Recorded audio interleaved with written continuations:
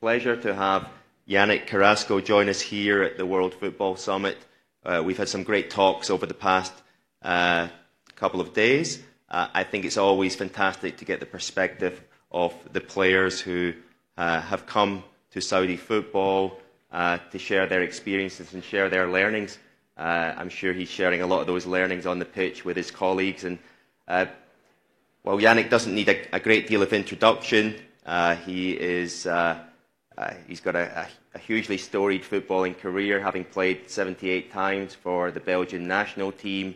He's also represented the country through most of the youth levels. In terms of club careers, many fantastic achievements. While at Atletico Madrid, win a La Liga, played in the UEFA Champions League final, has played in World Cups, European Championships, and has also played globally, having played in China and now here in Saudi Arabia. So lots of great experiences that I'm sure he can share with us. Just by way of quick context, so I'm Donald McElwee. I've worked here in the Kingdom for 10 years, have worked with a lot of the sports entities, and so it's very exciting over the past 10 years to see the development of football here in the Kingdom. Yannick, I'd love to start with your background in the Belgian system, because one of the questions that's come up many times here in Saudi Arabia in our discussions with the entities is, how did Belgium get it so right? How did Belgium create such a golden generation of talent through its system and its youth programs? And it'd be great to get that perspective from you. Hello, everyone. Thank you to be here. Yes, it's true. Maybe 20 years, 25 years ago, it wasn't like today, you know, the golden generation. I think from a young side, we start to train hard to be professional. I leave my house when I was 11 years old. I go to one family to train more and more because it's important to learn how is the professional football. From you go to school, after you go focus on the training session. I think every country can do this because you need to be focused, to have an objective, not only play with your friends, you know. I started when I was 5 years old. Yeah, you're playing, joking and every time. But when you are 10, 11, you have to have one base camp that you go there with a lot of good players and with good coaches from everywhere in the world. I was in Genk, and if you see today, you have a benefit of this, you know, because today we see that we have a gold generation. With the old generation, it was we go to the World Cup. We finished third in the World Cup with a small country, because Saudi Arabia is a bigger country. Belgium, we are a small country. But when you work hard, you can get it. This is the most important. Yes, it truly is a great success story, the Belgian youth system, and a very deliberate plan that was put in place, as you say, 20 years ago. And now we're seeing the fruits of that with the golden generation. How are you finding the football environment here in Saudi Arabia? What surprised you? What have you enjoyed most since you've come out to the Kingdom? No, here people loved football. Yeah. They love football, and I think this is something very important for everyone. You know, sport is a culture for everybody. It's something that put people together. We see, you know, in Belgium, we have a lot of different cultures, people from everywhere in the world. Yeah. But when play football, everybody is together, you know, and this is the most important thing. And here, I feel that everybody loves football. They are supporting. They are trying to grow. Yeah. In my aspect of football, you know, they want to grow, and that's why today I'm here to try to give my experience. Yeah. Now today in Al Shabab, my experience to help them to grow, because yes, yeah. Now after 15 years career, I have more experience. Absolutely, and you're right. I think the reason why this transformation of football in Saudi Arabia has got such high potential is the fans, the passion for football here. It's always been here. I mean, SAF set up way back in the 50s. The professional league started in the 60s. The SPL 2008, 2009, they put in place the SPL. But now, since the Vision 2030, there's been this huge acceleration, and we're seeing amazing talent like yourself coming and playing their football here in the Kingdom. You mentioned the lessons that you're passing on to the younger generation of Saudi players. You know, what are some of those things that you're seeing, and what potential do you see for the Saudi players as they seek to create their own golden generation, hopefully for a 2034 World Cup? We're all hoping that gets confirmed very soon. But you know, what do you think are the lessons that you can share with that next generation of young Saudi footballing talent? To be focused, first of all, you know, football is not only about talent. You know, it's about be focused, sleep well, eat well. School also is important, you know, because when you are young, you need to study well. But yeah, to be focused on your job, concentrate, because sometimes, you know, you can take another way, you know, because you don't stay focused in your job. Sometimes I can see that people here, they can sleep a little bit later than we in Europe, you know, by myself. Because when you sleep well is, you know, the most important to recover, to be focused on your job. And here they have potential, because if you see the national team in the last World Cup, they played well. I was in China. I can compare the difference between Saudi players and Chinese players. Everybody have the same culture that love football, but here you see that people have talent, you know, because from very young age they play football, they love football, and they have quality.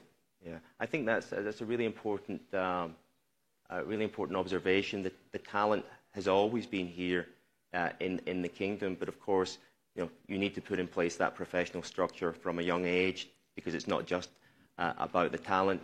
And now, you know, in our work, we're seeing a huge number of academies being started, private academies, MAD Academy. The clubs are now creating more youth teams, women's football. I know you at Al Shabab, you've got a women's team as well, and so it does feel like now it's that talent plus the professional environment is going to have a huge impact for the Saudi players. Yeah, of course, this is very important. I have a lot of friends that you can see it on the street. When I was young, I play with them on the street. You can say, oh, he can touch the ball, he have a lot of quality. But after, to be, you know, focus is the most important thing and difficult. And here, when you have the structure around that help you to grow and to learn a lot day by day, this is very, very important. And also we're seeing that there's an increasing number of younger international players coming to the SPL.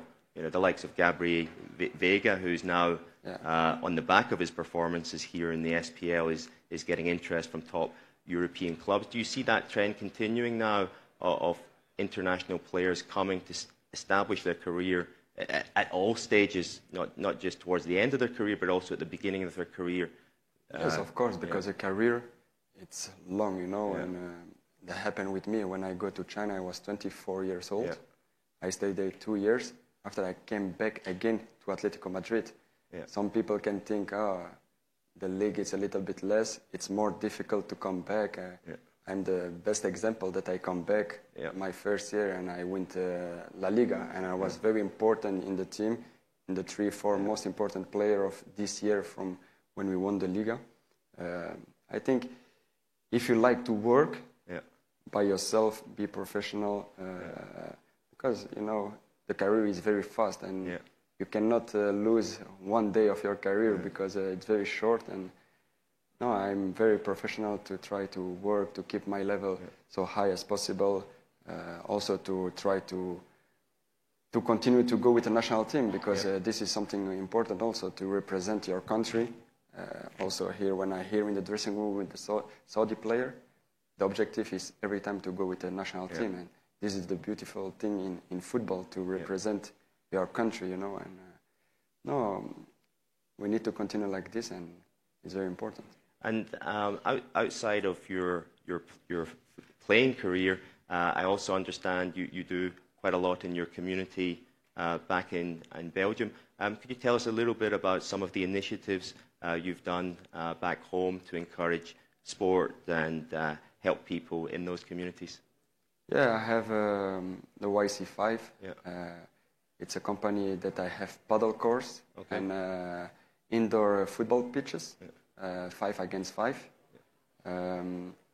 It's in the city when I live all my young age, where was my grandparents, my mom, and speaking with the city, trying to help the young peoples, not only the men but also the women, because you know the new generation, everybody like to be behind the phones, behind the screens, PlayStation, computer, and we was speaking to build something.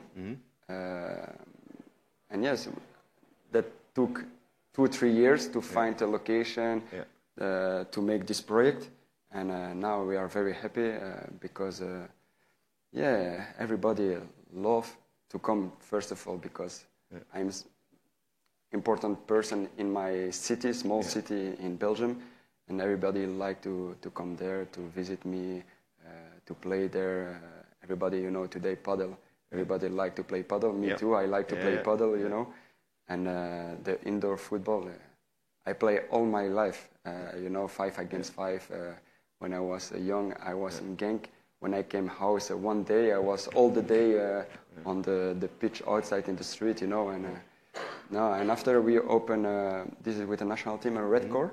I don't know if everybody know what is a Red Corps. And they create a pitch outside, 5 against 5, you know, for the young people can play outside, you know, and this happen only when you have a lot of caps with the national team. Some kind of players can open a Red Corps in combination, you know, with, like an ambassador of the Red Corps in your city. And this we opened it last year, I think it was. So yes, 1.5 years ago we opened a Red Corps. Fantastic, and I'm sure it's hugely appreciated back in your community, that giving back and that work. A last question for you. It's now been a year and a half living in Riyadh. Sorry? You've been living in Riyadh now a year and a half. You know, what's been your favorite experience so far here in Saudi Arabia? Oh, first of all, the people are amazing. You know, very family. Try to help you, to listen to you, to open the door from the houses to go inside, eat with them. This for me, it was because I compare it a lot with China, can I say, you know. My wife also, when she go to a mall to play with my son, because I have training, she go there. Also other women helping my wife to give some information about Riyadh, I don't know, some restaurants, playing ground for my son. This for me is the most beautiful thing. And after, yes, of course, the safety that we have here in the country. You know, in Europe it's not every time like this. The safety and the weather also it's nice. You know, I come from Belgium. It's very cold. Here. A lot of rain. No, look, that sounds fantastic, and I think all of the things you're saying are why I think the SPL will fulfill its ambitions to become a top global league, and it's very much on that pathway, and it's players like yourself who are having this great experience and who are becoming a great ambassador for the league that are helping them get there, and I think it's very much appreciated, and that's part of why there's such a welcoming environment for the players who are coming to help them. It's part of that vision to be a real centre of football.